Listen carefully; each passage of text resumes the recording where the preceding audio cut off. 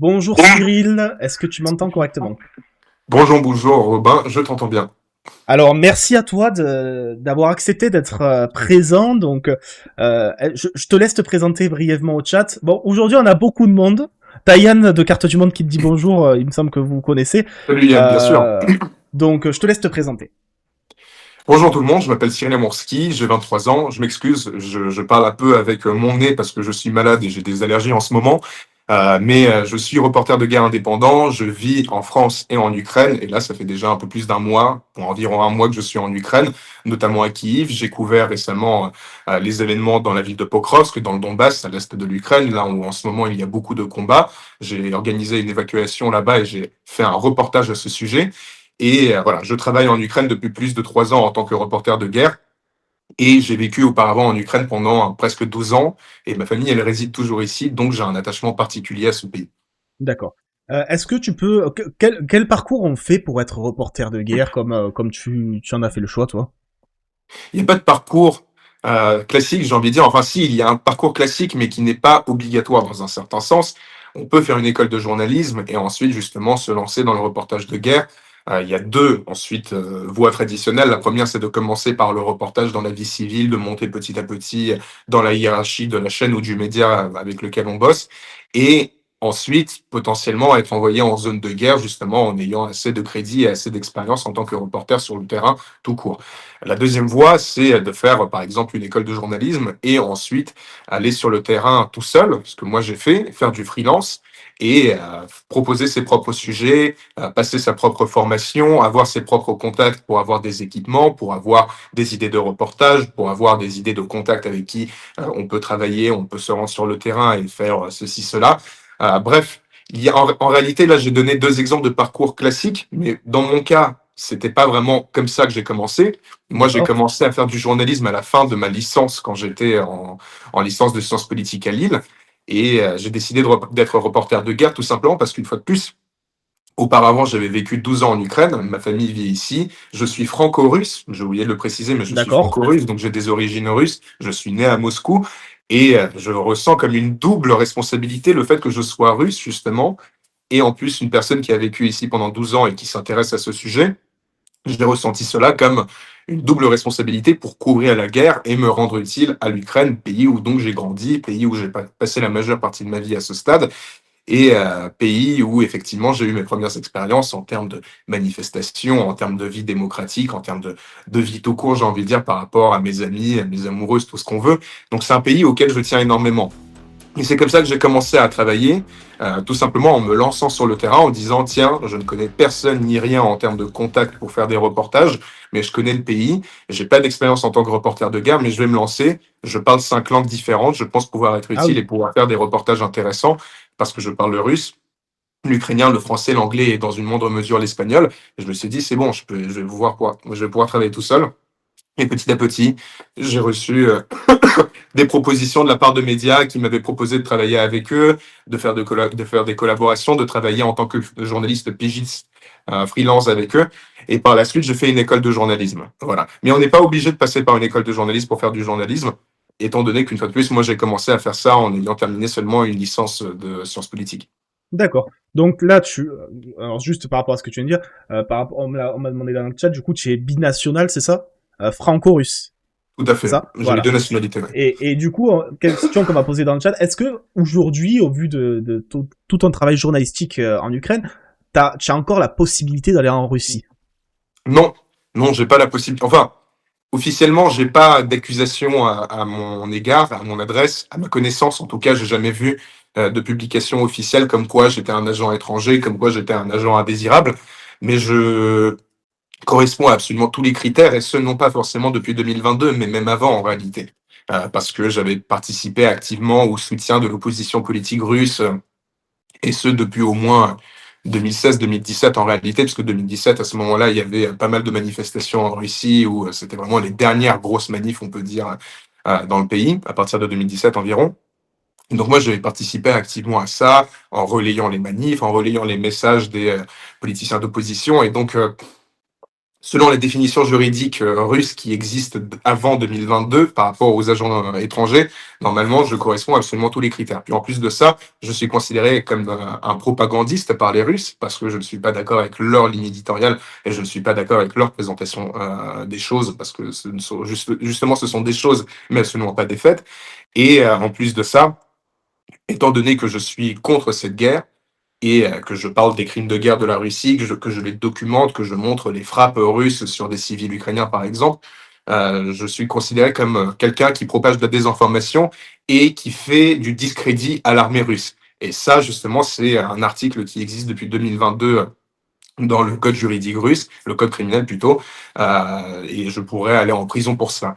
Mais je me permets de faire une petite précision. J'ai eu l'occasion d'aller en Russie entre 2022 et aujourd'hui une fois, mais pas de la façon traditionnelle. Je suis allé avec l'armée ukrainienne dans la région de Koursk. J'ai été Ah oui, l'un des d'accord. premiers journalistes français à le faire. Donc on peut dire que j'ai eu une possibilité de revenir à la maison, mais de façon un peu conventionnelle. Oui. Oui, c'est sûr que peut-être sortir la carte d'identité russe à ce moment-là t'aurait pas été très utile. Non, non, non, mais de toute façon, mon passeport est périmé depuis un certain Ah temps, bah, donc je ne m'en sers pas. d'accord. Et alors, bah, tu parlais de, bah, selon le régime russe, dans l'idée, au niveau des critères, tu fais la propagande ukrainienne. Et moi, je te poserai la question. Selon toi, quelle est la meilleure manière de contrer le narratif de la propagande russe? C'est une question de Soleil dans le chat.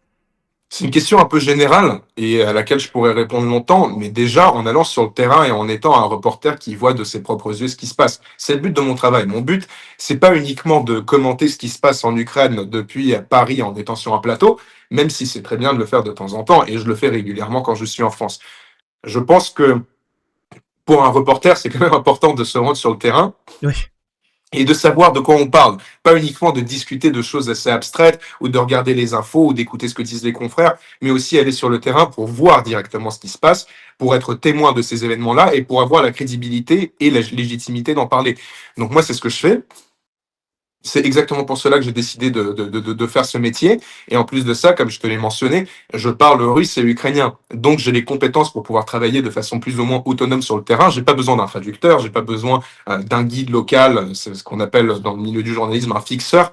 Donc, une personne qui est payée pour pouvoir nous aider à trouver des contacts, envoyer des demandes officielles pour pouvoir travailler avec l'armée, remplir la paperasse, trouver des contacts différents. Moi, j'ai pas besoin de ça Mhm. parce que je connais déjà assez de monde en 3 ans ici, à ce niveau-là, et parce que tout simplement je parle la langue, donc je peux me débrouiller tout seul et trouver toutes les informations tout seul, rédiger des lettres tout seul, bref, je suis complètement autonome là-dessus.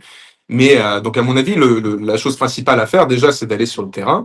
Et ensuite, effectivement, mais ça c'est tout un autre sujet. Je sais que c'était pas la question qui était posée, mais j'amorce rapidement la question parce que je pense qu'on pourrait en parler après. Il faut faire une différence entre effectivement le militantisme à notre propre niveau. Moi, je suis pro-ukrainien. Il y a absolument aucun doute là-dessus. J'ai jamais caché cela.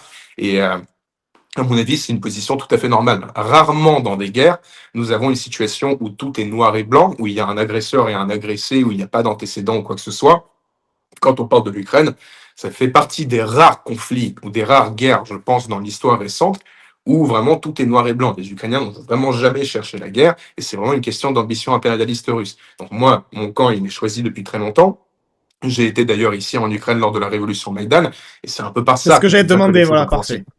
C'est un peu par ça que les choses ont commencé. En fait, quand j'avais 11 ans, c'était à la fin de mes 11 ans, la révolution Maïdan venait de commencer justement en Ukraine. Et moi, j'étais allé sur le Maïdan où il y avait des centaines de milliers de personnes. Il y avait même certains soirs où on était plus d'1 million et où les gens demandaient manifestement, démocratiquement et manifestaient, je voulais dire, pour des réformes démocratiques dans le pays et pour des réformes anti-corruption dans le pays. C'était initialement ça, le message, c'était de dire au tout début, on appelait ça l'Euromaïdan, parce que initialement, le but, c'était de faire de sorte à ce que l'Ukraine se rapproche de l'Union européenne. On ne parlait pas encore de l'intégration de l'Ukraine à l'Union européenne, on en était encore loin, on était à une étape précédente, mais on parlait d'intégration économique à l'Union européenne et on parlait de la signature d'un accord de libre-échange entre l'Union et l'Ukraine. C'était une promesse de campagne de Yanukovych, le président pro-russe de l'époque, qui avait promis lors de sa campagne, même en étant pro-russe, qu'il signerait cet accord et que ce serait un président pro-européen.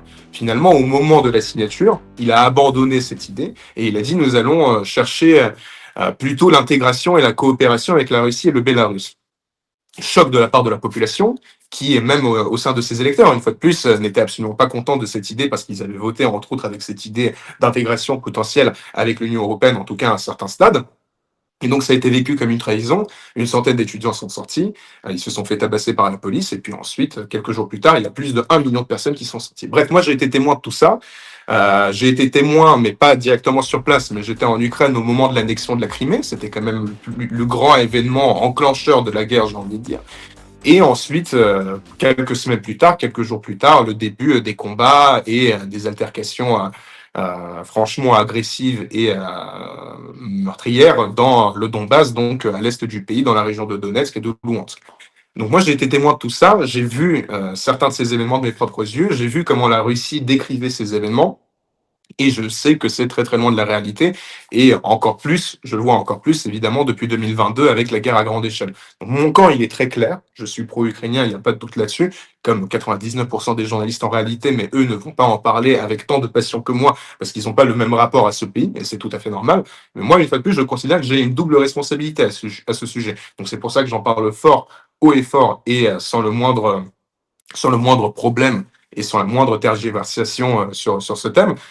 Et il faut quand même faire une différence entre cet engagement personnel et le travail qu'on fait sur le terrain. Alors moi, je peux évidemment me dire que je fais ce travail pour couvrir ce qui se passe en Ukraine et dire que c'est important de montrer ce qui se passe en Ukraine, c'est mon but. Pour autant, je ne vais pas embellir les choses, je ne vais pas cacher certaines informations et je ne vais pas prendre un discours pro-ukrainien tel un campiste tout simplement parce que je suis pro-ukrainien. Non. C'est parfait, tu réponds à la question que quelqu'un a posée dans le chat. Est-ce que c'était le rôle des J'étais sûr qu'elle allait journalistes? être posée. Est-ce que c'était le rôle des journalistes de choisir un camp? Bah du coup, voilà, tu réponds là-dessus. C'est parfait. T'as bien anticipé. Je pense que t'as de l'habitude qu'on te la pose cette question aussi peut-être. Les faits, c'est ça le plus important. Il faut rester dans les faits, il faut dire ce qui se passe sur le terrain, et peu importe notre propre engagement et notre propre point de vue sur la situation, on n'a pas le droit de mentir ou d'inventer certaines choses. Ça, c'est niet, c'est non, c'est interdit. Et je vous donne un exemple. Moi, j'ai absolument pas de problème à discuter de la corruption en Ukraine, mais de le faire d'un point de vue factuel et d'un point de vue mesuré pour mettre ça en perspective par rapport à la situation totale dans le pays. Il n'y a pas de problème là-dessus. Et j'ai pas de problème non plus à dire que il y a des situations où les Ukrainiens ont dit que ce n'était pas eux qui étaient responsables, par exemple, d'une frappe foirée sur des objectifs civils ukrainiens. Et malheureusement, il y a eu au moins un cas, moi j'en connais un seul, où, sans faire exprès, c'était vraiment pas voulu évidemment par les Ukrainiens ne vont pas se bombarder eux-mêmes, mais un système antiaérien a fauté, et malheureusement un missile est tombé sur un marché en Ukraine. Mais c'est un sujet qui est un peu tabou ici parce que ça n'a jamais été reconnu par l'Ukraine, mais il y a eu des enquêtes de journalistes, et moi je suis tout à fait en phase avec les journalistes qui ont fait une enquête, je leur fais confiance, et une fois de plus, si on prend un point de vue pro-ukrainien, un missile antiaérien n'aurait jamais été lancé par l'Ukraine si de toute façon la Russie ne l'aurait pas envahi. Donc il n'y aurait pas eu de victimes de toute façon sans l'invasion russe. Je ferme la parenthèse, mais je t'ai donné cet exemple parce que je pense que c'est assez intéressant. Oui, bah tu fais très bien. En tout cas, je suis ravi parce que on est en train de faire le pic de vues sur la chaîne. On a plus de 2290 personnes en simultané sur Twitch, c'est assez énorme. Bon, on est journée spéciale, on est en page, donc beaucoup plus de visibilité, mais plus de 2000 personnes, donc bienvenue à tous et merci de votre présence. Merci, effectivement. Et alors, du coup, on va un peu parler du conflit à proprement parler. Pour toi, de la guerre, disons. Voilà, de la guerre, oui, de la guerre, disons les cas. Mais là, je parlais plus de la position française où la France n'est pas en guerre avec oui. La Russie. Pour toi, comment, en tant que journaliste, en reporter de guerre en Ukraine, comment s'est perçue la position de l'Europe qui parle de conflit plus que de guerre, vu qu'elle se considère Bien pas dedans. Comment s'est vu les évolutions récentes vis-à-vis, on va dire, des positions de Trump? Je pense qu'une grande erreur de la diplomatie ukrainienne, et la diplomatie ukrainienne évidemment a une influence sur l'opinion publique aussi, c'était de considérer que l'un des seuls alliés qui pourrait vraiment changer la donne, c'est les États-Unis et ce sont les Américains. Et donc faire reposer quasiment toute sa stratégie de survie et de soutien militaire sur les États-Unis. Alors on peut se dire que d'un point de vue général, on peut faire confiance aux États-Unis et puis bon, ok, très bien, il n'y a pas de souci, si les États-Unis prennent des engagements en termes de soutien militaire, alors ils vont les respecter. Sauf qu'il y avait l'option Trump depuis le début. Je veux dire, les Ukrainiens savaient dès 2022 que Trump avait une chance d'être réélu en 2024 et qu'avec lui au pouvoir, les règles du jeu allaient être vraiment bien différentes.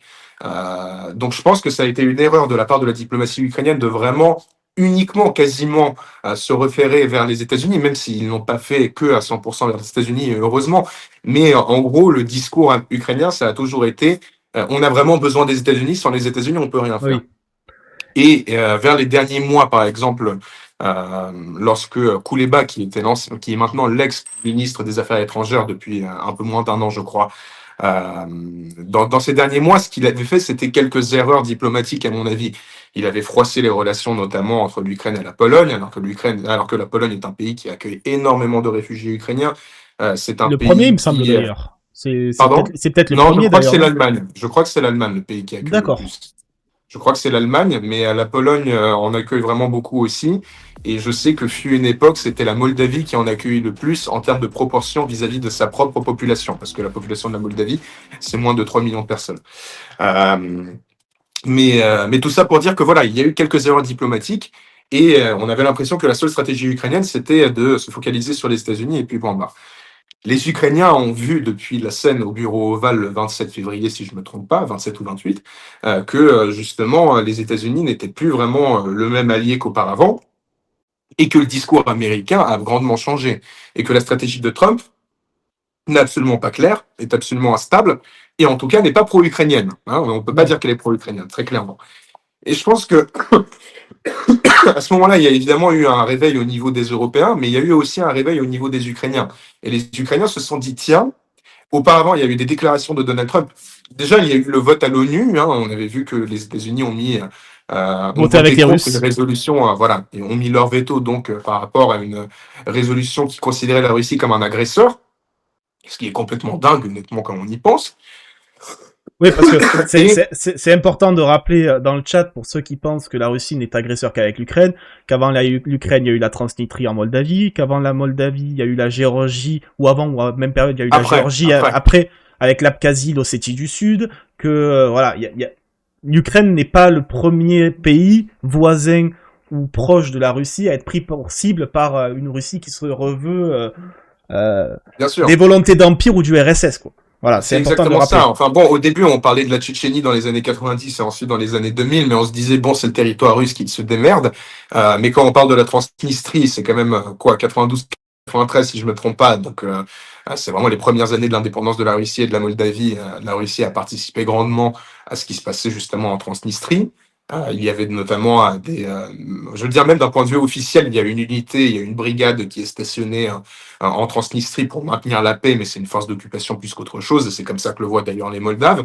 En Géorgie, tu viens de le dire, il y a eu la guerre lors du 7 ou 9 août, je ne sais plus, parce que la date russe c'est le 8 août, mais les Géorgiens n'aiment pas cette date et considèrent que justement c'est plutôt le 9 ou le 7, mais je ne sais plus, bref, peu importe. Euh, la Russie a commencé sa guerre aussi contre la Géorgie, a annexé 20% du territoire. Enfin, pas annexé, parce que officiellement l'Abkhazie et l'Ossétie du Sud ne font pas partie de la Russie et ce sont des républiques indépendantes. Mais en tout cas, la Géorgie a perdu 20% de son territoire. Et puis, il y a eu aussi la Syrie. La Syrie, ce qui s'est passé là-bas, je veux dire, les Oui. campagnes monstrueuses de la part du gouvernement syrien de l'époque de Bachar el-Assad et de la Russie de Poutine ont été absolument catastrophiques. On parle de centaines de milliers de morts quand même en Syrie. Hein. Je veux dire, le bilan humain est particulièrement lourd en Syrie, et je pense qu'on n'en parle malheureusement pas assez, mais le rôle de la Russie dans le massacre de centaines de milliers de C'est pas personnes Salep, oui, est bien sûr. avéré. C'est C'est vrai que j'ai pas absolument pensé à la Syrie énorme. parce que je pensais plus en termes de territoire occupé. Oui, non, bien sûr, Mais c'est c'est pas un vrai que reproche. Hein. non, non, mais oui, c'est vrai pour le coup qu'il y a un vrai sujet là-dessus. Là, on est. J'ai une question qui est hyper intéressante.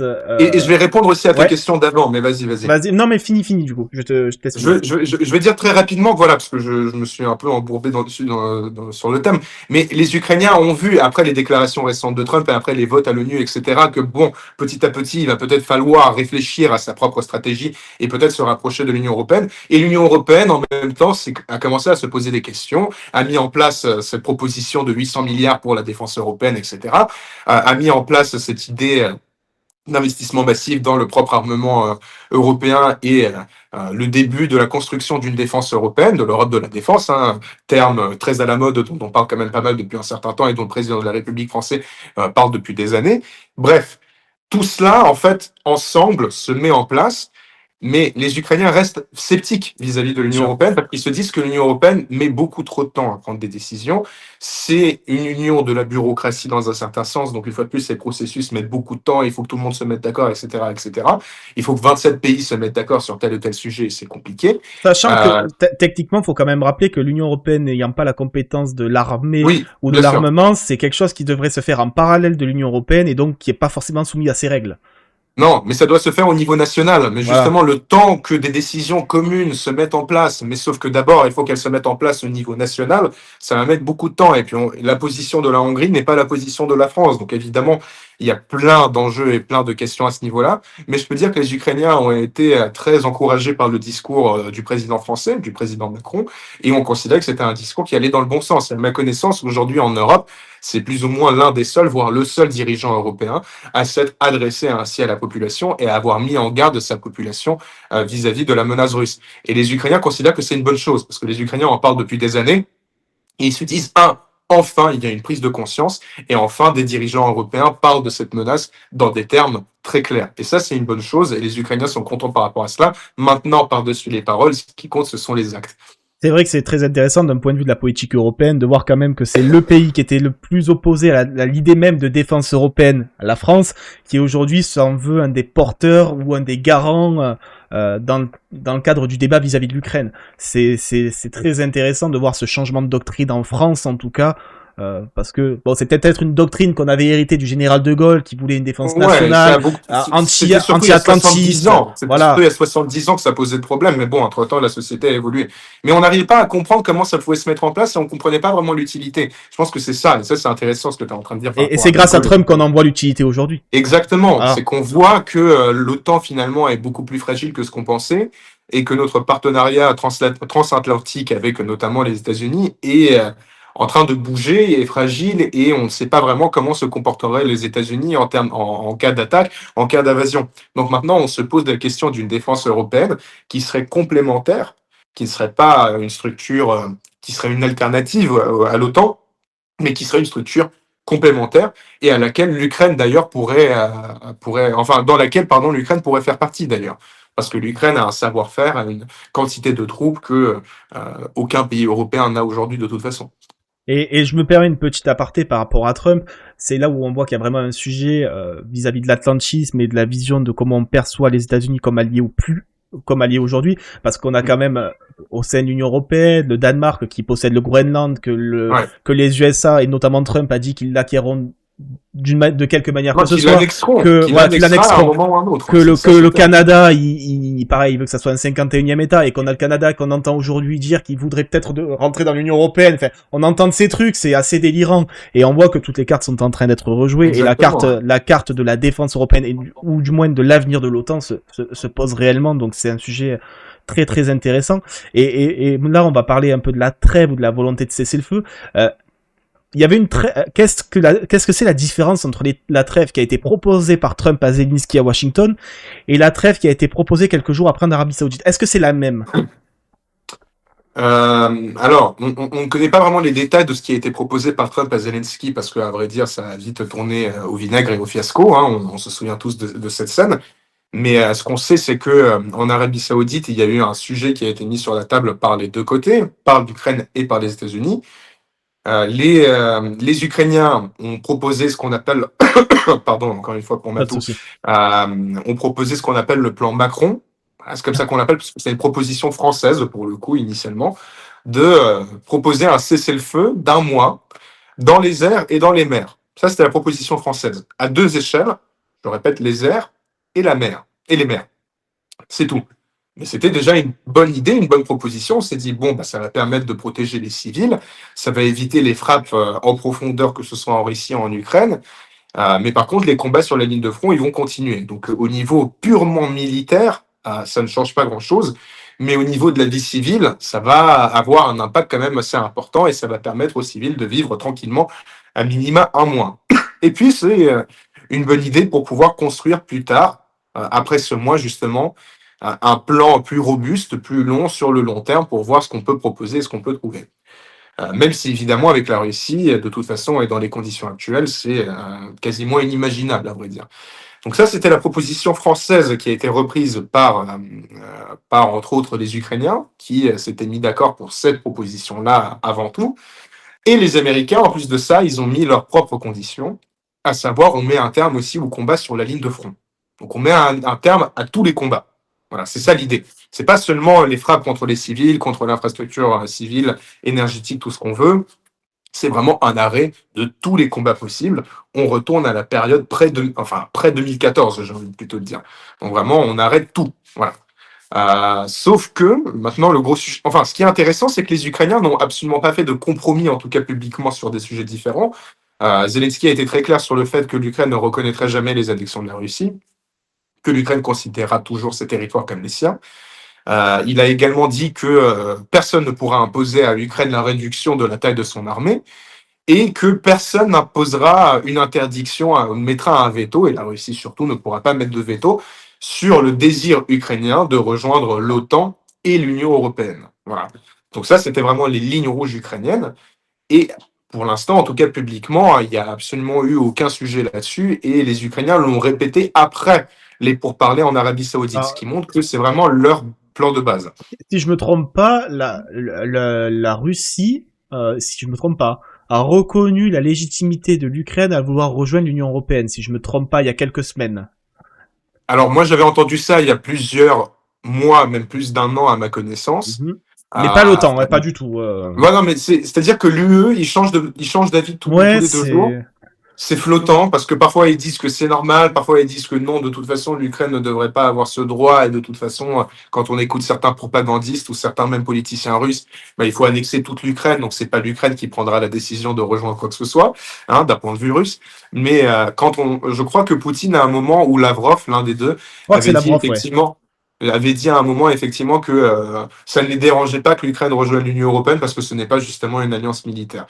Ah bon, ça c'est le discours officiel russe. En réalité, les Sauf Russes n'y que, veulent ni oui, l'un ni l'autre et ils n'en ont absolument rien à faire de cette histoire de l'Ukraine qui rejoindrait l'OTAN. C'est pas ça leur problème. Ça, c'est une question de discours que la Russie construit publiquement pour pouvoir influencer les opinions et dire que regardez, nous avons une ligne constante, c'est l'intégration de l'Ukraine à l'OTAN. Ça n'a jamais été ça le problème. L'Ukraine ne voulait pas intégrer l'OTAN en 2013-2014 et pourtant la guerre a commencé. Lorsque j'étais sur le Maïdan, et même en observant les images à distance, en regardant la télé, il n'y a jamais eu de drapeau de l'OTAN. Ça n'a jamais été Enfin, je veux dire, la révolution Maïdan n'a jamais commencé sur le sujet de l'OTAN. Non. Et les Ukrainiens étaient majoritairement contre, d'ailleurs, l'intégration. Ça, c'est un détail important. Lorsqu'on regarde tous les sondages en Ukraine avant 2014, quasiment tous les sondages montraient que la majorité de la population, même les plus pro-européens, pro-atlantistes qui vivaient à l'ouest de l'Ukraine, ne voulaient pas intégrer l'OTAN. On avait à peu près 2 tiers contre et 1 tiers pour, ou 40% qui étaient seulement pour. Mais bref, une majorité était contre.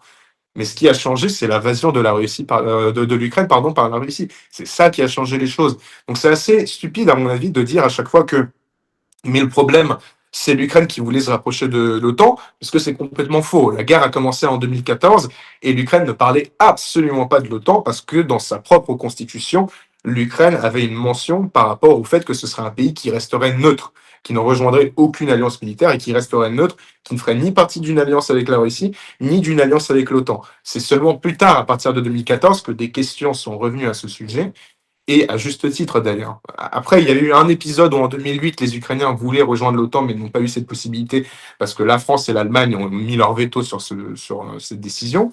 Mais on a vu, et d'ailleurs par rapport à la Géorgie aussi, et comme on vient de le dire, en quelle année la Géorgie a été envahie? En 2008. Donc il y a des corrélations aussi à ce oui. niveau-là, et il faut comprendre que si les États veulent rejoindre l'OTAN, c'est pas parce que, je me permets de faire cette parenthèse parce que je suppose qu'il y a quand même une petite partie de ton public qui peut se dire cela et qui peut comprendre dans un certain sens le discours russe. Donc moi je précise, l'OTAN ne propose pas tant que ça, en fait, une intégration des pays différents à sa propre alliance. C'est les pays différents qui veulent rejoindre l'alliance parce que, Ils se précisément, sentent ils menacés. savent comment la Russie se comporte et à travers les dernières années, on a vu ce qu'a fait la Russie et on a vu ce que c'est la menace russe. Très franchement, hein, de vous à moi, est-ce que c'est si improbable que ça et si fou que ça de se dire que si, par exemple, les États baltes aujourd'hui ne seraient pas membres de l'OTAN, que ce serait quasiment immédiatement la cible suivante de la Russie Bah, si la Russie remporte sa guerre en Ukraine. On est C'est pas sûr, pour rien on est quasiment que sûr pour la Moldavie déjà. Donc, oui, c'est pas pour rien que les pays du Nord ont rejoint d'ailleurs depuis enfin exactement. depuis la deuxième attaque, enfin la Finlande et la Suède ont Et ça ne pose rejoint pas de problème à la l'OTAN. Russie officiellement. Ça ne Alors qu'au pose pas de final, problème maintenant, officiellement à la Russie. depuis que la Finlande a rejoint l'OTAN, c'est la plus grande frontière avec l'OTAN Mm. pour un seul pays. Enfin, la frontière a plus que doublé avec l'OTAN depuis que la Finlande a rejoint. Ouais. Et la Russie n'a pas protesté contre cette décision. Elle a dit que c'était le droit souverain des Finlandais de rejoindre justement l'OTAN. Donc bref, enfin ce discours n'a plus vraiment aucun sens à ce niveau-là. Mais je termine rapidement sur les pourparlers. Je vais essayer de résumer rapidement. Donc ensuite, les Américains et les Ukrainiens se sont mis d'accord sur cette idée d'une trêve de 30 jours à tous les niveaux. Et désormais, la balle est dans le camp de la Russie. Je reprends les termes du secrétaire d'État américain Marco Rubio à ce sujet. Et l'Ukraine s'en est sortie plutôt victorieuse, enfin pas victorieuse, mais s'en est bien sortie en tout cas de cette situation, parce qu'elle n'a tergiversé sur rien. Elle n'a fait aucun compromis. Et en plus de ça, elle n'a pas signé l'accord sur les minerais dont on n'arrête pas de parler depuis plus d'un mois, ce qui montre que l'Ukraine a toujours sa propre souveraineté sur ces sujets et elle arrive à négocier. Donc ça, c'est une bonne chose.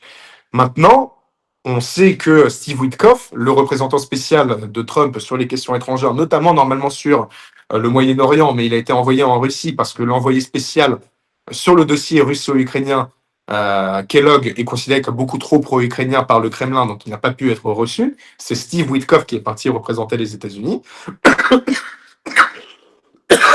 Il a rencontré Vladimir Poutine.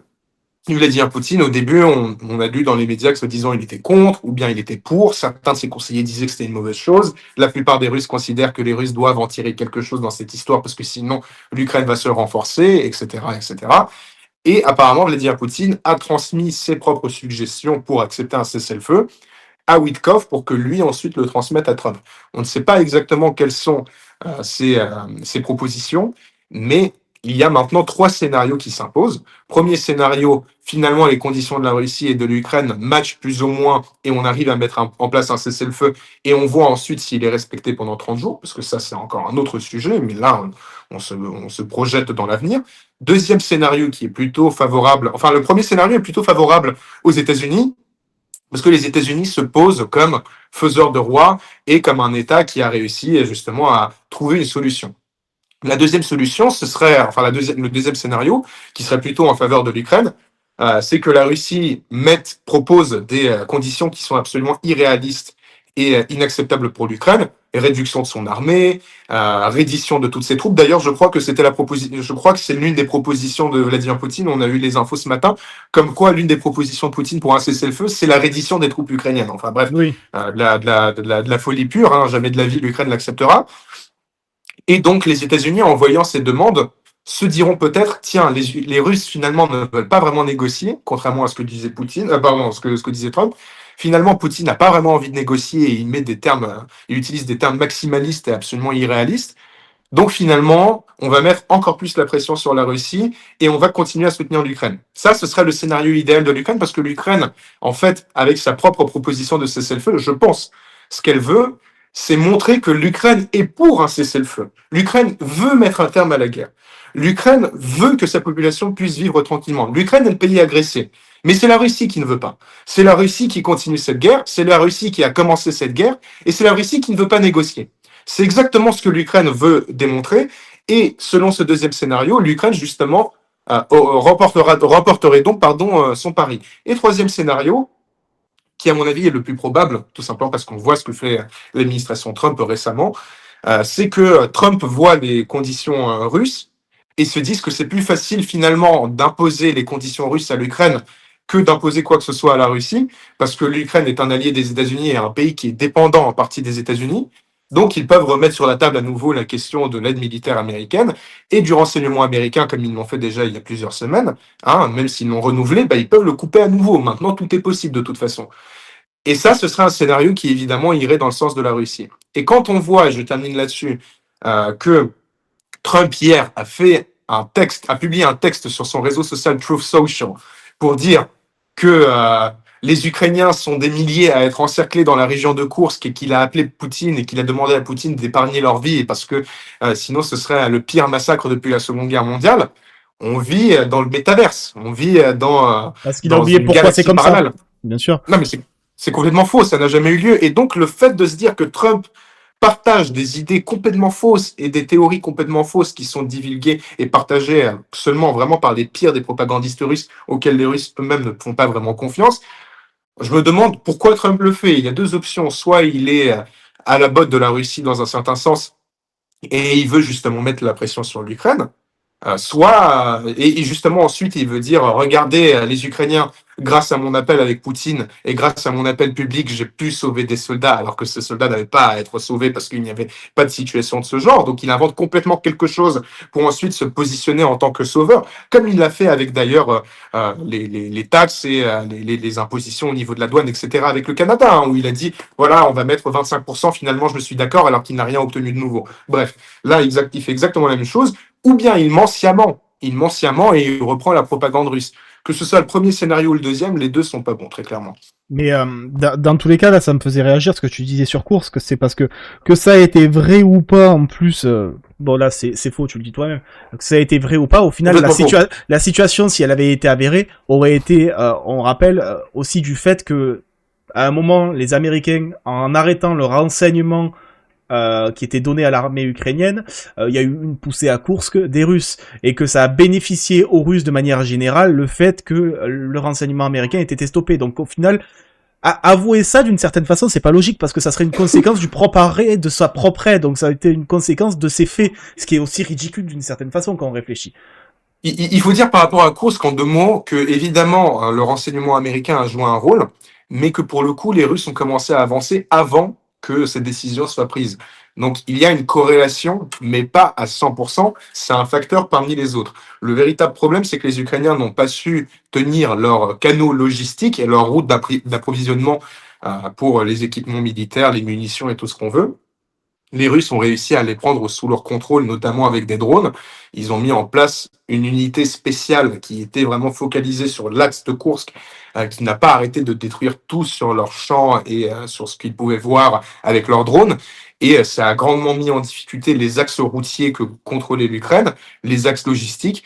Et la logistique, c'est ce qui fait tout, en fait, dans la guerre. C'est l'un des nerfs principaux de la guerre. Quand on ne contrôle pas la logistique, on ne contrôle pas le front et le front s'écroule. Les Ukrainiens n'ont pas réussi à maintenir la logistique au cours de ces dernières semaines avec une pression accrue de la Russie. Et en plus de ça, un manque de renseignements de la part des États-Unis. Ce joyeux bordel, malheureusement, et ce mix, ce cocktail d'événements a conduit à la situation qu'on connaît aujourd'hui à Kursk. Bah d'ailleurs, là, je vois, j'ai un de mes modos qui me prévient qu'apparemment sur BFM, ce matin, ça parle de déroute à Kursk reconnue par des hauts gradés ukrainiens et que Poutine appelle les Ukrainiens à se rendre.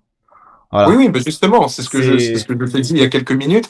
Il appelle les Ukrainiens à se rendre, mais sauf que les Ukrainiens ne sont absolument pas encerclés. Et il y a eu, dans certains endroits du front, probablement des événements un peu chaotiques où ça a été fait de façon assez abstraite et beaucoup trop rapide et non planifiée, comme malheureusement ça arrive tout le temps. Hein, de toute façon, à un endroit ou à un autre, de toute façon, ça arrive quand il y a un repli.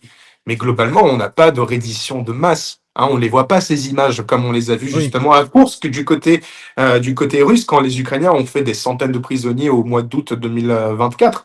On ne voit pas du tout ces images. Et je veux dire, même les propagandistes russes qui en ce moment sont dans la région de Kursk, ou les militaires qui ont des chaînes Telegram, ne parlent absolument pas de cela. Ils disent qu'on est dans la fantaisie la plus totale quand on parle de reddition de masse des Ukrainiens et d'encerclement de masse. Et quand on regarde les cartes OSINT, on voit qu'il y a 8 kilomètres en fait, entre les deux points différents où les Ukrainiens, même 9 kilomètres quasiment, entre les deux points où les Ukrainiens pourraient être encerclés. Excusez-moi, hein, mais quand on parle d'une distance de 9 kilomètres, on ne peut pas parler d'encerclement de toute façon.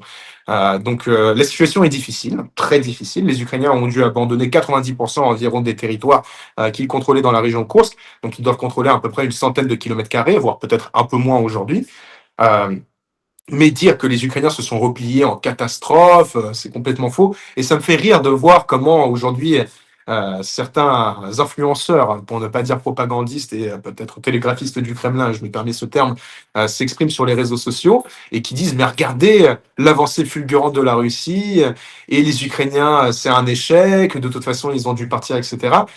En août, lorsque cette opération a eu lieu, en août de l'année dernière, Ces mêmes personnes nous expliquaient que cette opération n'avait absolument aucun but stratégique, que les Ukrainiens, ça servait à rien de faire ça, que c'était complètement inutile et que les Ukrainiens seraient dégagés au bout de 2-3 semaines. Bon, finalement, ça dure encore, dans une moindre mesure, très clairement, parce qu'on contrôle plus qu'un dixième du territoire en question, mais ça fait 8 mois que ça dure. Ça fait 8 mois que ça dure. Donc, bon, ils sont gentils, les pro-russes, mais à un moment, il faut savoir. Soit c'est une opération qui était inutile et que de toute façon, on s'en fout, soit c'est une victoire éclatante de la Russie. Ça peut pas être les deux en même temps. Ça n'a pas de sens. Et j'avais presque envie de dire, parce que tu parlais des réseaux sociaux, si seulement c'était que sur les réseaux sociaux. Ah, bien sûr. Non, non, Parce c'est que sur les plateaux, c'est sur les dans nos plateaux assemblées. télé, les chaînes, les radios, et de grands médias mainstream, des fois Et aussi. Non. dans nos assemblées, hein, j'ai envie de te dire aussi, dans un Oui. certain sens. Bien Et, et, sûr. et Ça, c'est un alors, gros problème. du coup, bah, là, il y a eu, tu sais, le vote sur l'aide à l'Ukraine, avec notamment le gel des avoirs russes, etc. Euh, toi, est-ce que tu penses que, enfin, là, ça a été voté, mais est-ce que c'était une solution? Est-ce que c'était quelque chose il y avait une utilité à geler, enfin, pas seulement à geler, mais à saisir ces avoirs russes? Ou est-ce qu'il fallait vraiment rester que sur les dividendes de ces avoirs? Non, moi je pense il faut saisir entièrement les avoirs gelés en question.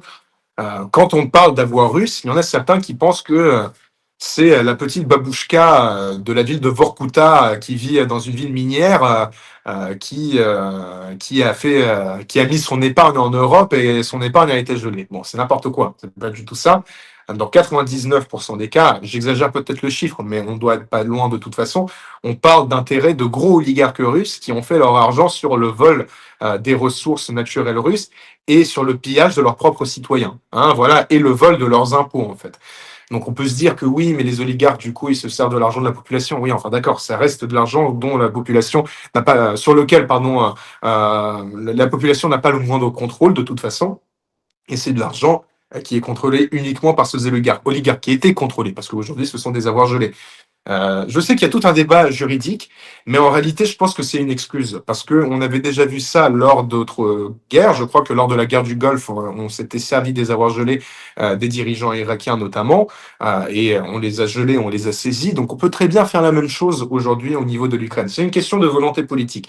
Et je vois certaines personnes de très bonne foi et de très bonne volonté dire que cela n'est pas une bonne chose parce que ce serait violer le droit international et que justement, face à la Russie, il faut respecter le droit Bah, international. notamment le ministre de l'économie Oui, lui-même notamment le hein, ministre de l'économie. qui n'est pas LFI ou RN, voilà, qui est Complètement, c'est vrai. C'est vrai. au gouvernement C'est tout actuel. à fait vrai. C'est une bonne précision de ta part à ce sujet. Moi, je pense que c'est une excuse. Et je pense que dans une époque où le monde entier est carnivore, on peut pas rester un herbivore. Voilà, c'est pas possible. Sinon, à un moment ou à un autre, on va se faire bouffer et nous serons le dindon de la farce. Nous le sommes déjà d'une manière ou d'une autre de toute façon. Et je pense que se saisir des avoirs gelés d'oligarques russes qui détestent l'Occident en réalité publiquement, même s'ils adorent passer leurs vacances en Europe, ou en tout cas ils aimaient bien le faire auparavant, qui soutiennent activement le régime russe, qui n'ont pas cessé d'investir de l'argent dans la construction de l'État russe sous la forme actuelle. Je veux dire, c'est de l'argent sale, et c'est de l'argent sale qui pourrait être utilisé pour soutenir l'Ukraine. On parle de 250 milliards quand même. 250 milliards, c'est des sommes colossales que l'Europe n'a jamais donné à l'Ukraine en 3 ans au total. Si on pouvait se servir de cet argent pour pouvoir l'investir, que ce soit dans de l'armement pour l'Ukraine, dans notre propre défense, ou en tout cas dans un soutien qui, d'une façon ou d'une autre, a un lien avec l'Ukraine, ce serait une très bonne chose.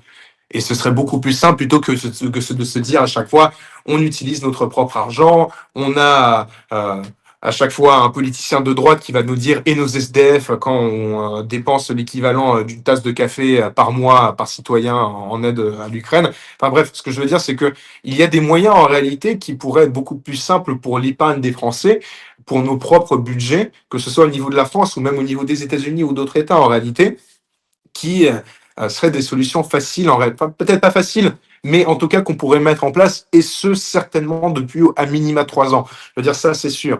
Et dernière chose, c'était une idée de Zelensky d'ailleurs, qu'il avait proposé, je crois, lors de son podcast avec un, un podcasteur pro-Trump pour le coup, qui s'appelle Lex Friedman. Et lors de cette discussion avec celui-ci, il avait dit une chose très intéressante. Il a dit, écoutez, on n'a pas besoin de vos impôts américains. On n'a pas besoin des dollars américains. Ce dont on a besoin, c'est justement l'argent qui a été gelé donc aux États-Unis. On parle de 300 milliards, je crois, à peu près aux États-Unis. Et avec cet argent, nous sommes prêts à acheter des armes aux États-Unis. Donc non seulement c'est de l'argent qui partirait à l'Ukraine, par exemple, et ce serait un soutien important à l'Ukraine, c'est de l'argent qui reviendrait aux États-Unis de toute façon parce que c'est de l'argent qui serait dépensé en armement américain.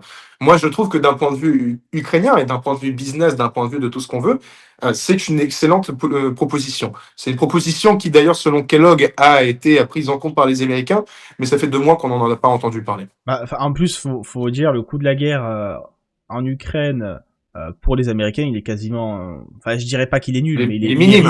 il est risible quand on voit à quel point il y a eu un développement de l'industrie de l'armement dans les différentes industries américaines et à quel point, au final, il y a eu des retombées économiques. Bon, ça n'a pas complètement compensé, forcément, mais voilà, il y a vraiment un coût très minime pour les États-Unis.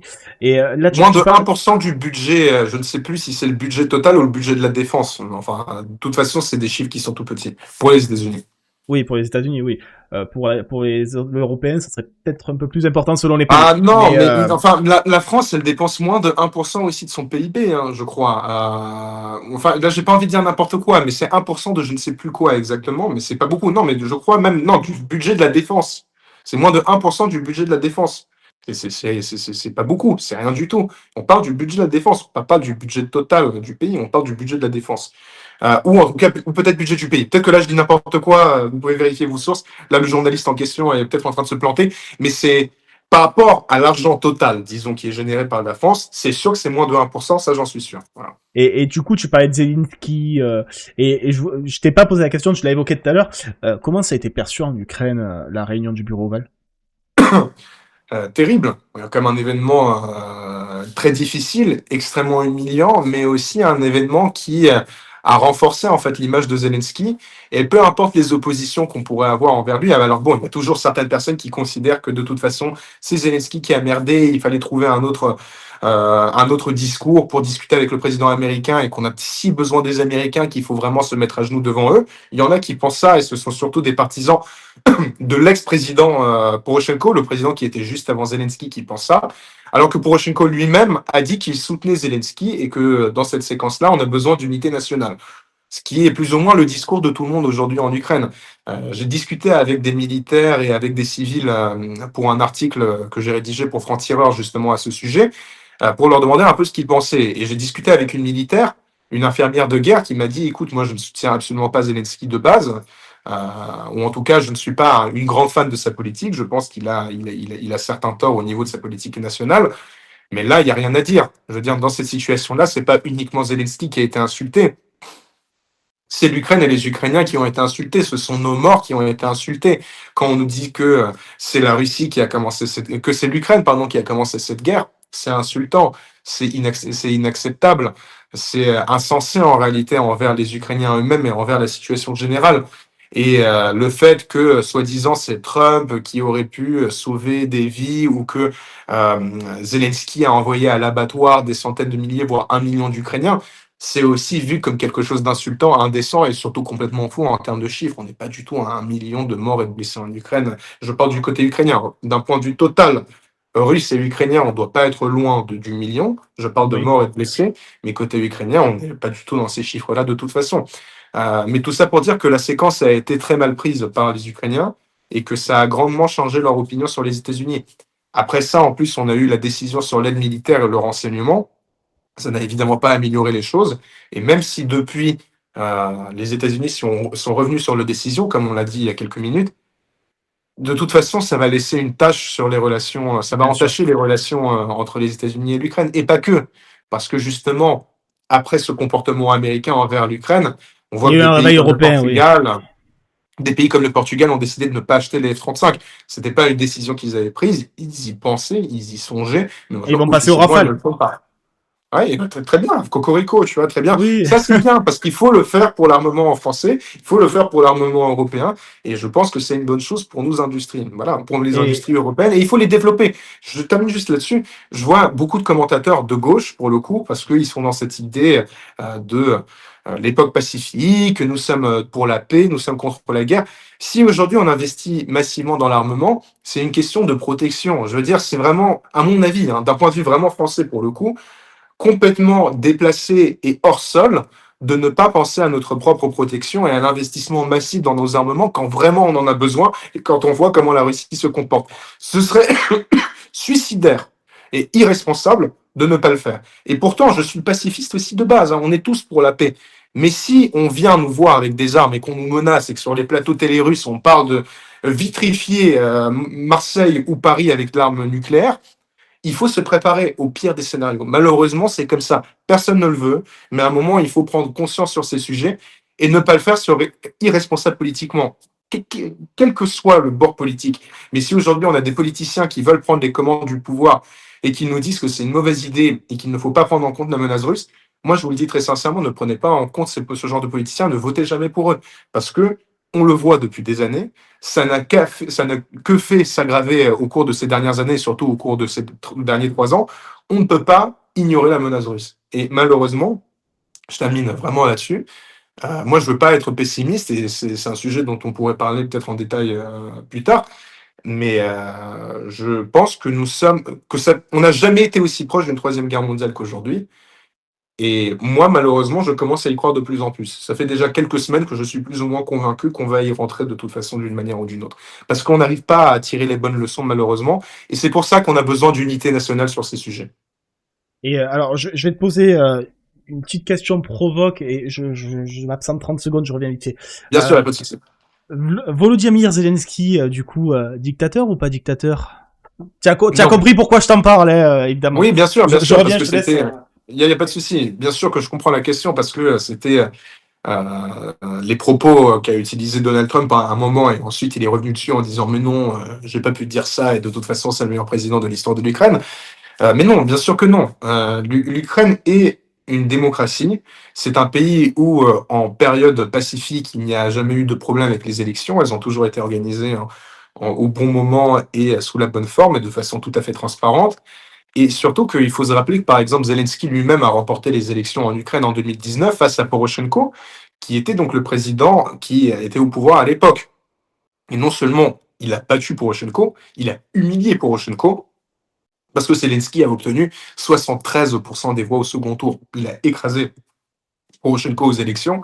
Et ça montre que l'Ukraine est quand même une démocratie, parce que si on parlait d'un pays qui serait une dictature, jamais de la vie, jamais de la vie, Poroshenko aurait lâché le pouvoir. Bon, ça, c'est par rapport à l'Ukraine d'un point de vue général. Si on parle de Zelensky, on a des sondages à ce sujet d'ailleurs, par rapport à cette question de dictature, par rapport à cette question de nécessité d'élection. Les Ukrainiens sont très clairs, ils sont à plus de 3/4 à dire qu'il ne faut pas d'élection en cette période de guerre, mais pour des raisons très simples. Moi, je vais vous l'expliquer aujourd'hui de la façon la plus simple et rapide possible. Comment peut-on organiser des élections quand plusieurs millions, même 10 millions à peu près au total d'Ukrainiens sont soit des réfugiés internes, donc des personnes qui ont quitté leur maison dans une région et qui sont parties dans une autre région de l'Ukraine, qui ont perdu leur maison pour la plupart d'ailleurs, ou en tout cas pour certains d'entre eux, et quand d'autres, plusieurs millions d'Ukrainiens sont aujourd'hui à l'étranger et ne sont pas donc en Ukraine, vivent à l'étranger et sont des réfugiés. Déjà, il y a ça, le nombre de réfugiés internes et externes à l'Ukraine. Comment on peut envisager des élections dans ce genre de conditions? C'est très difficile. Comment est-ce qu'on organise les élections pour 1 million de militaires qui sont pour 200, 300 000 d'entre eux activement sur la ligne de front? Comment est-ce qu'on les fait voter? On ne peut pas, c'est pas possible. Comment est-ce qu'on fait voter les personnes qui sont dans les zones de guerre, qui se font bombarder progressivement et constamment? Quand on parle des villes comme Pokrovsk, par exemple, qui sont à 1-2 kilomètres des Russes, comment est-ce qu'on peut organiser des élections à Pokrovsk? C'est pas possible, c'est juste pas possible. Et ce serait antidémocratique de ne pas permettre à ces gens-là de voter, parce qu'ils sont ukrainiens, ils ont plus de 18 ans, ils sont des Ukrainiens comme des autres, ils devraient avoir la possibilité de voter. Et comment est-ce qu'on peut organiser des élections quand nous avons une partie de la population qui vit sous occupation? 20% du territoire ukrainien est sous occupation. Comment est-ce qu'on fait voter ces gens-là qui vivent aujourd'hui sous le joug de la Russie? C'est juste pas possible. Alors autant le dernier critère, de toute façon, à un moment ou à un autre, malheureusement, on va devoir s'y faire, c'est comme ça. Mais pour le reste, je veux dire, tout simplement arithmétiquement et même d'un point de vue logique, c'est pas possible et c'est antidémocratique d'organiser des élections dans ce genre de contexte. Et les Ukrainiens le comprennent très bien. Moi, je peux vous dire que la plupart des Ukrainiens aimeraient avoir des élections et aimeraient que des élections, notamment au niveau du Parlement, puissent avoir lieu parce que nous avons plein de députés qui ont quitté leur poste et il n'y a pas de suppléants, par exemple, en Ukraine. Donc, en fait, on a un système mixte comme en Allemagne, on a des députés qui sont élus par le système proportionnel à 50% de l'Assemblée et 50% de l'Assemblée est votée comme en France à un D'accord. scrutin mais pour le coup, uninominal à un tour. Donc c'est juste comme ouais, c'est juste Comme en il Allemagne, en y a fait. juste Ouais, un tour. à peu Comme près, en ouais. Allemagne ou comme au Royaume-Uni par exemple. Mais quand un député quitte son poste et qu'il a été élu dans une circo, il n'y a pas de suppléant. Donc le député part où il y en a certains qui se sont enfuis ou qui ont rejoint la Russie, très peu, mais quand même, il y en a quelques-uns qui l'ont fait. Cela signifie que obtenir une majorité à l'Assemblée est beaucoup plus difficile qu'auparavant. Et cela signifie que l'Assemblée, de toute façon, elle est là depuis 6 ans, il faut la renouveler, elle est plus aussi efficace qu'auparavant. Et les Ukrainiens le souhaitent, parce que nous avons une Assemblée qui ne fonctionne pas correctement. Enfin, je dis Assemblée, ça s'appelle la Rada, donc le Parlement ukrainien en réalité. Mais ils veulent cela. Mais aujourd'hui, dans les conditions actuelles, ce n'est pas possible. Et je peux vous dire qu'en termes de liberté d'expression, la liberté d'expression, elle est totale. On peut critiquer le pouvoir sans le moindre problème, on peut faire des affiches contre le gouvernement, on peut poser des questions provoques au président, on peut ne pas être d'accord avec la ligne gouvernementale, enfin bref, il y a pas de souci là-dessus. Oui, nous vivons dans une situation de temps de guerre, donc nous avons des couvre-feux, on n'a pas la possibilité de se rassembler en masse aujourd'hui dans la rue ou quoi que ce soit, mais c'est normal, je veux dire, c'est une question de sécurité. Nous sommes en période de guerre, on ne peut pas. C'est comme en France d'ailleurs, lorsqu'il y a eu l'état d'urgence, il y a des choses qu'on ne pouvait pas faire en France pour des questions tout à fait légitimes. Sauf que là, nous ne Et sommes pas seulement en état d'urgence, nous sommes en état de guerre. Donc c'est encore pire. là, t'as évoqué un truc juste avant qui fait réagir tout le monde et qui m'a fait aussi réagir, hein. T'as parlé Troisième Guerre mondiale. Ouais. Alors, j'avoue que dans la perception moi que j'ai eue par exemple du discours de Macron, c'était j'ai beaucoup revu d'éléments parce que forcément je suis dans l'analyse. J'ai beaucoup revu d'éléments dans le discours de Macron que j'ai vu dans le discours contre le Covid. Cet élément de faire Nous peur, sommes en guerre. voilà, le nous sommes en guerre pour faire peur, pour euh, pour on va dire préparer un effort économique ou un truc comme ça. Mais dans les faits, qu'est-ce qui aujourd'hui, selon toi, ferait qu'on serait proche d'une troisième guerre mondiale? Je rappelle qu'aujourd'hui, il y a quand même ce qu'on appelle l'arme nucléaire, et qu'un conflit entre pays avec l'arme nucléaire, c'est quelque chose qui est aujourd'hui inimaginable, du moins en tant que conflit direct. Est-ce qu'on n'est pas plus près d'une guerre froide, comme on a eu pendant des décennies, que d'une guerre mondiale, en fait? Parce que la guerre mondiale entre des puissances nucléaires, j'avoue que j'ai beaucoup de mal à percevoir où ça irait si ce n'est à l'annihilation de tout. Et je En pense fait, que personne n'a cette volonté d'aller à l'annihilation totale. Il n'y a pas d'intérêt. on est d'accord, moi je comprends cet argument, mais sauf que, comme par exemple, ça c'est vraiment un argument qui m'énerve, mais depuis justement le discours de Macron, je le vois en permanence sur CNews, Europe 1 et les médias colorés, alors c'est l'argument le plus, je suis désolé de le dire, mais c'est l'argument le plus con sur la planète Terre, c'est de dire, mais il n'y aura pas de chars à Paris, il n'y aura pas de chars russes à Paris. Mais putain, mais ça n'a jamais été le sujet, je veux dire, il n'y a pas une seule personne qui a mentionné cela. Pour autant, la France, elle est très lointaine de justement ce qui se passe aujourd'hui en Ukraine, enfin lointaine par rapport à d'autres pays européens. Oui. Et la grande question, c'est est-ce que la France considérait que ses propres intérêts sont en jeu et en danger si un pays comme l'Estonie est envahi? L'Estonie n'a pas d'armes nucléaires. La Lettonie n'a pas d'armes nucléaires. La Lituanie n'a pas d'armes nucléaires. Alors ce sont des pays Mais qui font partie de de l'OTAN. l'OTAN, voilà. Oui, mais sauf que quand aujourd'hui on a des pays comme les États-Unis qui remettent en question l'article 5, qui remettent en question leur présence en Europe, lorsqu'on a des États qui disent que, notamment les États-Unis, et d'ailleurs uniquement les États-Unis, que si vous ne dépensez pas assez, alors on viendra pas à votre rescousse. Je veux dire, à partir de là, est-ce qu'on n'a pas le droit de se poser des questions, de nous inquiéter, justement, de nous préparer au pire? Moi, c'est ça que je dis aujourd'hui. C'est que, en théorie, il y a plein de choses qui sont superbes.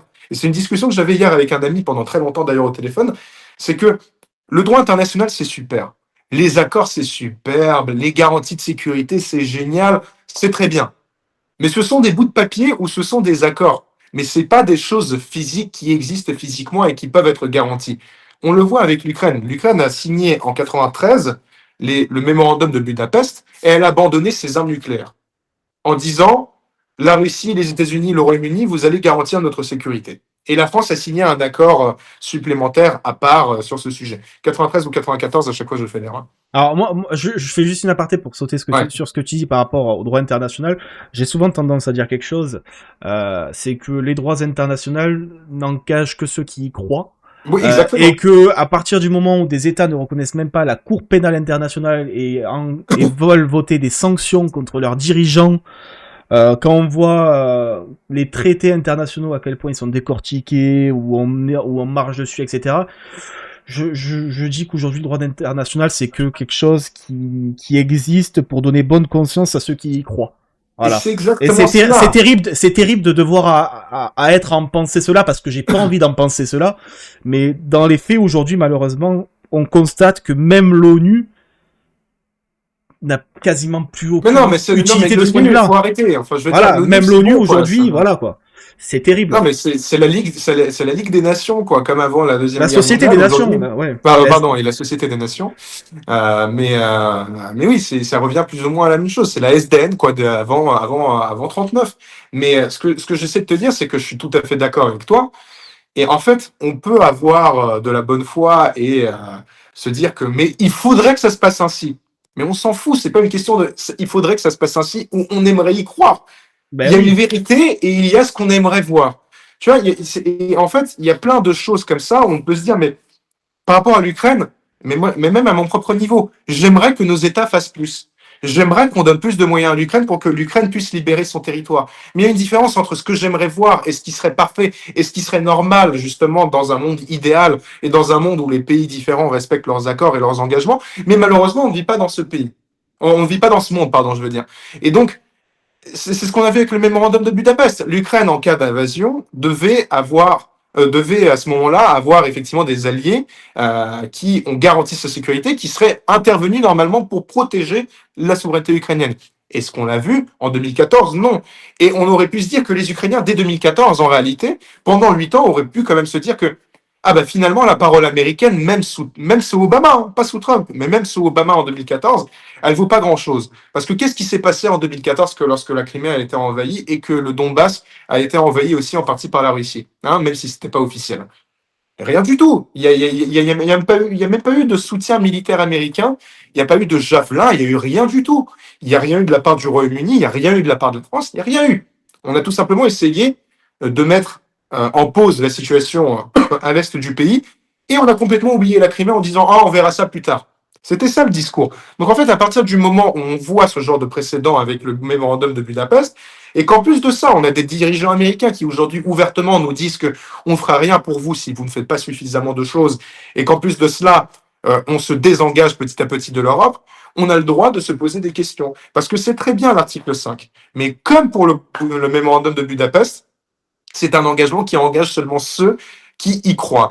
Et malheureusement, aujourd'hui, on a de moins en moins d'États qui y croient, et on a de moins en moins d'États qui sont sûrs d'être protégés par les États-Unis et par l'arme nucléaire, ou en tout cas par les États en cas d'invasion.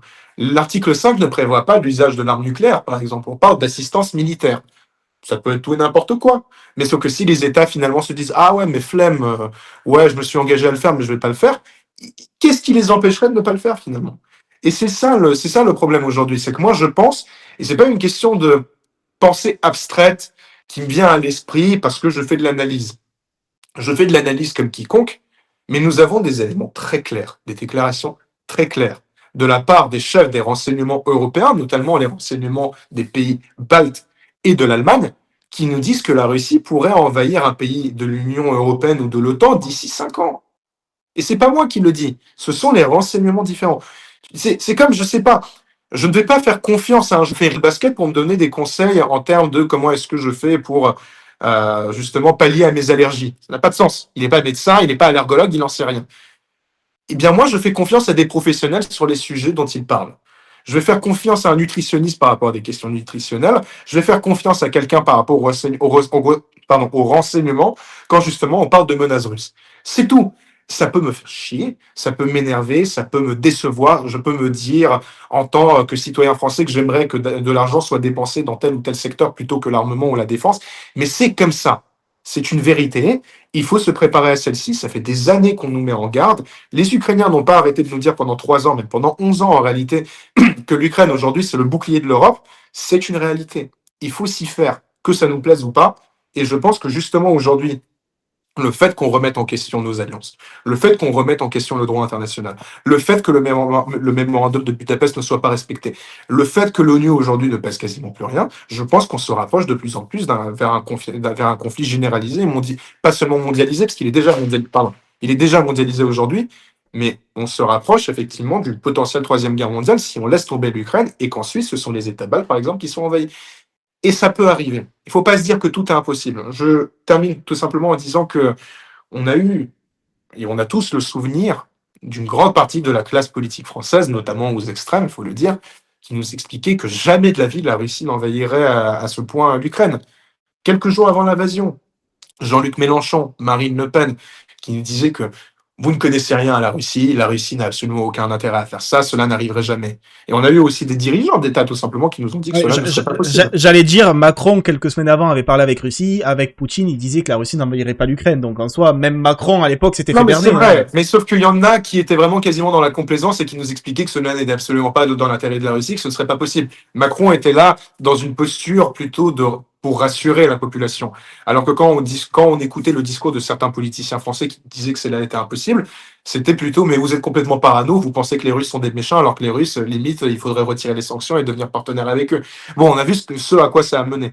Donc quand ces mêmes personnes aujourd'hui vous disent que mais c'est complètement faux, mais jamais de la vie l'Europe sera envahie, jamais de la vie l'OTAN participerait à une guerre avec la Russie ou quoi que ce soit. Moi, je dis méfiez-vous. Voilà. Parce qu'on n'est jamais à l'abri de quoi que ce soit et que nous avons des données claires de la part du renseignement et nous avons aussi des déclarations et des votes de la part du Parlement russe qui ne reconnaissent plus, par exemple, la souveraineté de certains États européens, notamment les pays baltes, ce qu'ils ont fait auparavant dans l'histoire pour envahir des États et créer des précédents. Donc, on a déjà des précédents.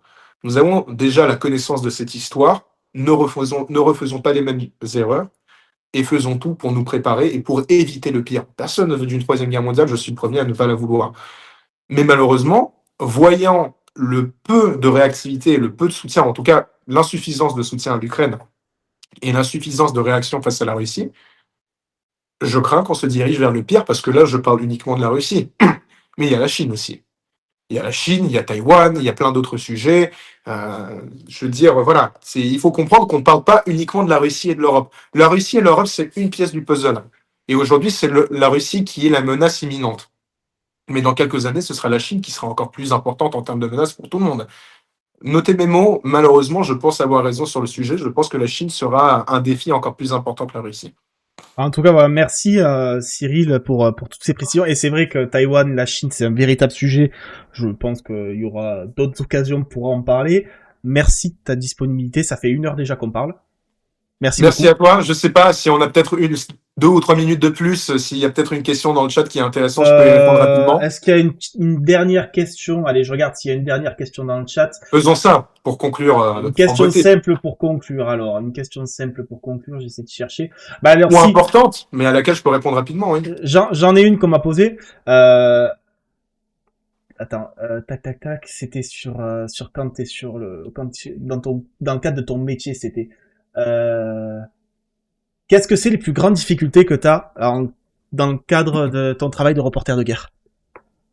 Alors moi j'ai plusieurs difficultés. Ma première difficulté, mais il faut pas le dire trop fort, lorsque là en ce moment en plus j'ai des propositions de travail, donc bon bref peu importe. Je suis en train de rigoler en disant ça avec vous, mais j'ai pas mon permis de conduire et ça c'est un vrai D'accord. problème Ah oui, bah oui. parce que tu peux pas aller en zone de guerre seul sans transport, c'est pas possible. Pour rejoindre la ligne de front, pour rejoindre les militaires, pour aller à un endroit où justement où tu rencontres les militaires et ensuite tu pars à un endroit secret, sans voiture personnelle, tu peux rien faire. Donc moi je suis à chaque fois obligé de travailler avec quelqu'un si je veux faire ça. Et parfois j'ai de la chance, parfois les militaires veulent bien me prendre dans leur propre véhicule. Ce qui me suffit de faire, c'est de prendre le train pour aller dans une grande ville, par exemple à l'est du pays, notamment Kramatorsk dans le Donbass, et ils viennent me chercher. Mais quand même, sans voiture, c'est une énorme galère, on va pas se mentir. C'est même quasiment impossible de bosser. Ça, c'est une première chose. Donc, je suis quasiment toujours obligé de bosser en binôme. Ensuite, une autre grosse difficulté, mais ça, je dirais en tant que journaliste pigiste, c'est vraiment une précision importante, c'est qu'on n'a pas toujours de la demande et on n'a pas toujours la possibilité de vendre nos sujets. Donc, parfois, on a des superbes sujets, on a des idées qui sont vraiment très, très pertinentes, On a réussi à faire de très belles images, on peut proposer un superbe article, mais s'il n'y a pas de demande du côté des médias français, bah, on reste sans argent. Bien Et sûr. moi, ça m'est arrivé d'avoir des mois où j'étais à sec, où heureusement, par exemple, en été, j'ai réussi à faire tant d'argent pour pouvoir ensuite couvrir les dépenses futures. Mais j'ai eu des mois où je ne bossais quasiment pas, où je bossais gratuitement. Je faisais des reportages, je les publiais sur ma chaîne YouTube. D'ailleurs, allez jeter un œil à celle-ci. Justement, on a mis ton lien déjà, Ça c'est s'appelle À parfait. mon ski. Merci Il beaucoup. y a ton lien en Euh, épinglé. mais voilà quoi. Enfin, YouTube pour l'instant, ça me rapporte pas d'argent. C'est quelque chose que je fais parce que je trouve que c'est une plateforme intéressante et ça me permet de publier des reportages en entier. Et c'est ce que je vais faire bientôt avec Pokrovsk notamment, parce que Quotidien ont pris un reportage sur Pokrovsk qui durait 2 minutes euh, sur Quotidien, mais en réalité, j'ai envie de faire 20 ou 30 minutes par exemple dessus. Et ça, je vais le publier sur YouTube. Donc voilà, parfois on a l'impression de travailler gratuitement ou de ne pas être sollicité, de ne plus être intéressant. Et ça, c'est compliqué. En tant que pigiste, c'est la règle, c'est comme ça pour n'importe quel sujet. On peut parfois être sollicité non-stop et après ne plus être sollicité du tout et ne plus se sentir utile, intéressant.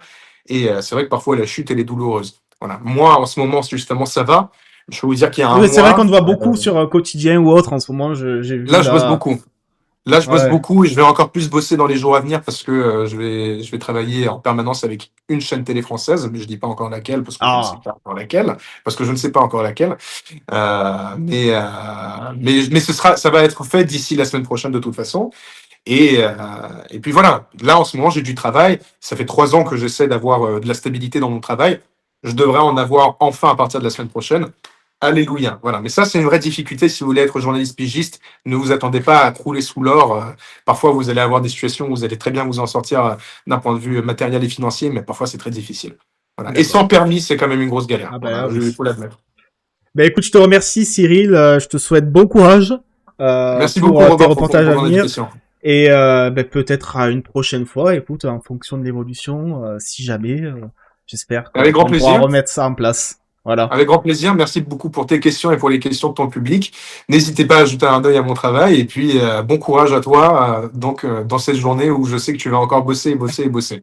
Allez, je te souhaite une excellente journée. À très bientôt. Au Merci revoir. beaucoup. Bonne journée à tout le monde et Bonne bonne journée journée. à toi. Merci pour l'invitation.